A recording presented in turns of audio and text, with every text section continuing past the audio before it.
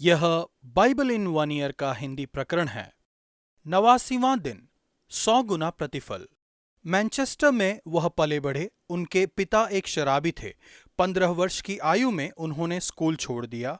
वह घर छोड़कर भाग गए। वह सड़कों पर रहने लगे। वह एक गैंग में शामिल हो गए।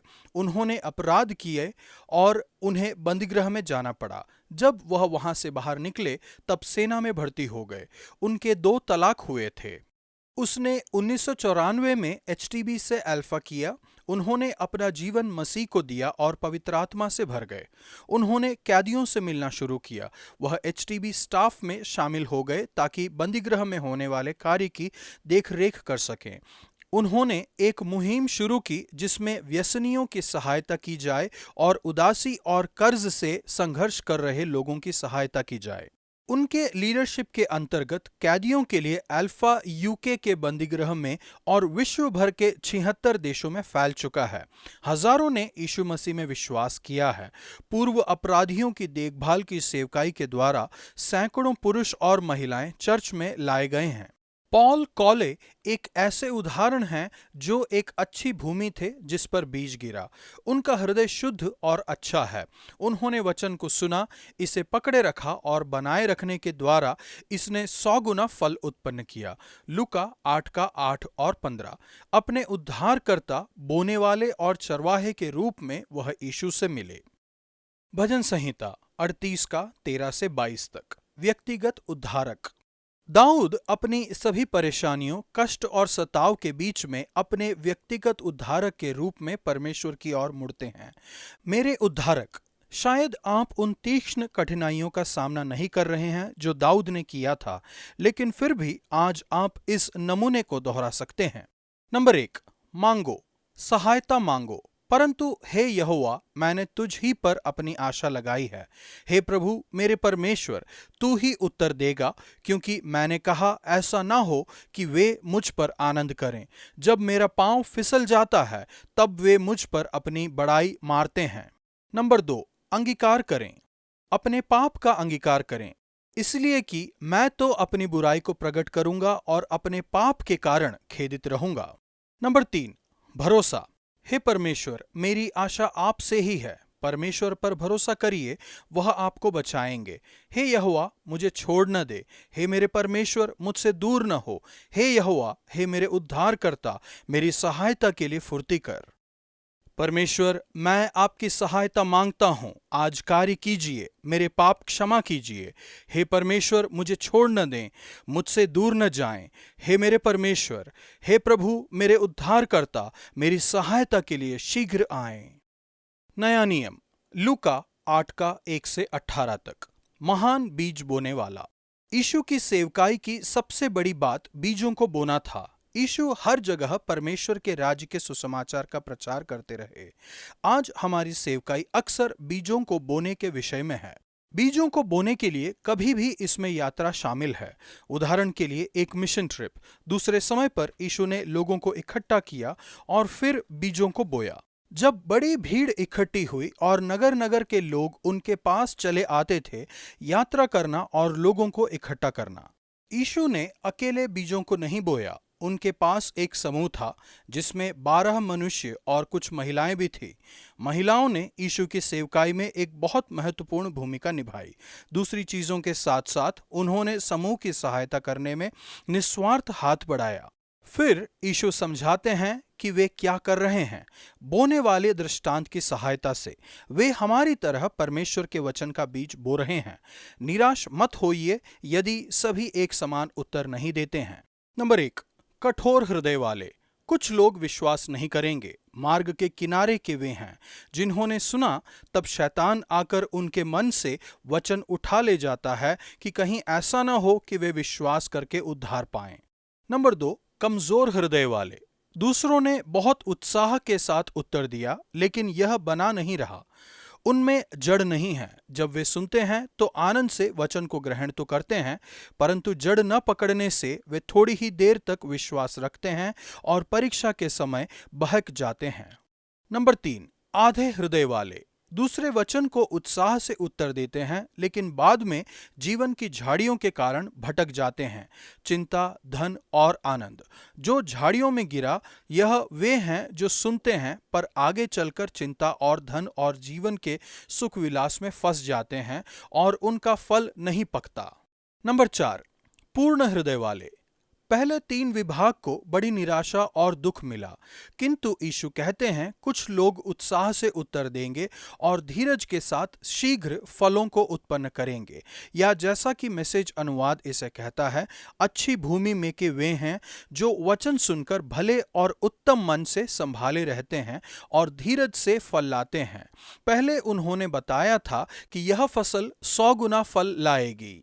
मैं अक्सर कहता हूं कि अल्फा को चलाना सबसे निराशाजनक वस्तु है जिससे मैं जुड़ा हूं। यह निराश करता है जब लोग नकारात्मक रूप से उत्तर देते हैं और चले जाते हैं। लेकिन जैसा कि हमने यीशु के वचनों में पढ़ा, हमें इन चीजों पर आश्चर्य नहीं करना चाहिए। दूसरी ओर अल्फा सबसे उत्साहजनक वस्तु है जिससे मैं जुड़ा हुआ हूं। जो लोग पूरे हृदय से उत्तर देते हैं उनके बीजों के प्रति जो बोए गए हैं, पॉल कॉले की तरह, वे एक बड़ा प्रभाव लाते हैं, 100 गुना फल। हम इस बार और फिर से उन लोगों के जीवनों को देखते हैं जो यीशु को जानने के लिए आते हैं। वे पवित्र आत्मा से भर जाते हैं, बाहर जाकर उनके मित्रों को बताते हैं और समाज पर एक बड़ा प्रभाव बनाते हैं। यीशु के ये वचन केवल दूसरे लोगों के विषय में नहीं है, यह हम सभी के विषय में है। उदाहरण के लिए, हर बार जब हम परमेश्वर के वचन को सुनते हैं, जब हम बाइबल पढ़ रहे होते हैं या एक बातचीत को सुन रहे होते हैं, सावधान रहिए कि आप कैसे परमेश्वर के वचन को सुनते हैं। वास्तव में आपका संपूर्ण जीवन परमेश्वर के वचन के लिए एक उत्तर है। जितना अधिक आप उत्तर देंगे, उतना ही अधिक आपको दिया जाएगा। प्रभु, आपके जीवन बदल देने वाले वचनों के सामर्थ्य के लिए मैं आपका धन्यवाद करता हूँ। मेरी मदद कीजिए कि मैं परेशानियों से निराश न हूं, बल्कि बीज बोते रहूं। किसी के जीवन में बीज को जड़ पकड़ने और 100 गुना फल लाने से मिलने वाले आनंद के लिए हम आपको धन्यवाद देते हैं। पुराना नियम, गिनती 27 का 12 से 29 के 11 तक। प्रधान चरवाहा। जैसे ही मूसा अपने जीवन के अंतिम पड़ाव पर पहुंचते हैं, वह देखते हैं कि लोगों को एक लीडर की जरूरत है। वह परमेश्वर से प्रार्थना करते हैं, यहोवा जो सारे प्राणियों की आत्माओं के परमेश्वर हैं, वह इस मंडली के लोगों के ऊपर किसी पुरुष को नियुक्त कर दें जो उसके सामने आया जाया करे और उनका निकालने और बैठाने वाला हो, जिससे यहोवा की मंडली बिना चरवाहे की भेड़ बकरियों के समान न रहे। 27 का 16 व 17। परमेश्वर ने मूसा की प्रार्थना को सुना और यहोशू को उसके वारिस के रूप में नियुक्त किया।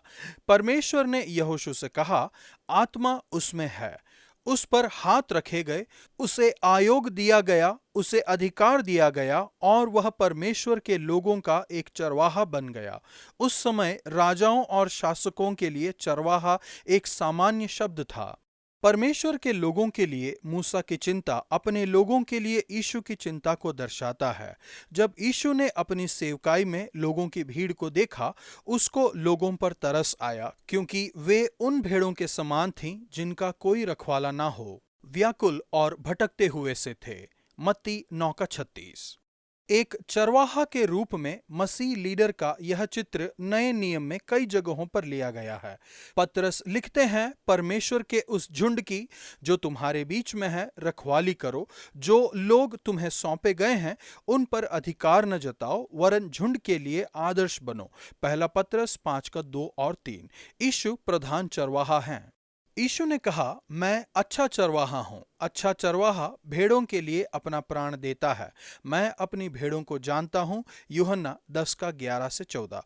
वह कहते हैं कि एक दिन एक भेड़ और एक चरवाहा होंगे। इब्रानियों के लेखक यीशु का वर्णन भेड़ों का महान चरवाहा के रूप में करते हैं। इब्रानियों 13 का 20। गिनती की पुस्तक में बाकी के लेखांश और खाने पीने के लिए इसके नियम, धार्मिक पर्व और सबत के साथ यह हमें यीशु की ओर संकेत करते हैं। गिनती 28 और 29। संत पौलुस लिखते हैं, क्योंकि ये सब आने वाली बातों की छाया हैं, पर मूल वस्तुएं मसीह की हैं। कुलुसियों 2:17। यीशु प्रधान चरवाहा, महान बोने वाले और विश्व के उद्धारकर्ता हैं। परमेश्वर, आज मैं आपकी आराधना करता हूँ प्रधान चरवाहा, महान बोने वाले और विश्व के उद्धारकर्ता के रूप में। आपका धन्यवाद मेरे प्रति आपके प्रेम और देख रेख के लिए, उस संदेश के लिए आपका धन्यवाद जो आपने मुझे दिया है। होने दीजिए कि मैं एक अच्छा चरवाहा बनूं, दूसरों के जीवन में आपके वचन के बीजों को बोऊं और अपने जीवन में और दूसरों के जीवन में 100 गुना फलों को उत्पन्न करूं। लूका 8:1-8। मैं उन महिलाओं के द्वारा उत्सुक हो जाती हूँ जिन्होंने यीशु के साथ यात्रा की और निस्वार्थ रूप से उनकी सेवकाई में सहायता की। उनमें शामिल थी सुसन्ना, जोना, मरियम मगदलिनी। वे चंगी हो चुकी थी या दुष्टात्माओं से छुड़ाई गई थी। जोना के पति चूजा हेरोदेस के घराने की देखरेख करते थे। जोना का यीशु की मदद करना और चूजा का हेरोदेस के लिए काम करने का अवश्य ही यह अर्थ है कि उनके घर में मजेदार बातें होती होंगी। महिलाओं को एक प्रबल पद पर देखना बहुत दिलचस्प बात है। वहां पर मरियम मगदलिनी थी। यीशु ने उसे चुना और इस उल्लेखनीय समाचार को उसे सौंप दिया। यीशु ने एक ऐसी महिला को चुना जिसका भूतकाल बहुत भयानक था और उसे संपूर्ण इतिहास में सबसे महत्वपूर्ण समाचार सौंप दिया। आज का वचन, हे यहोवा, हे मेरे उद्धारकर्ता, मेरी सहायता के लिए फुर्ती कर। भजन संहिता 38 का 22।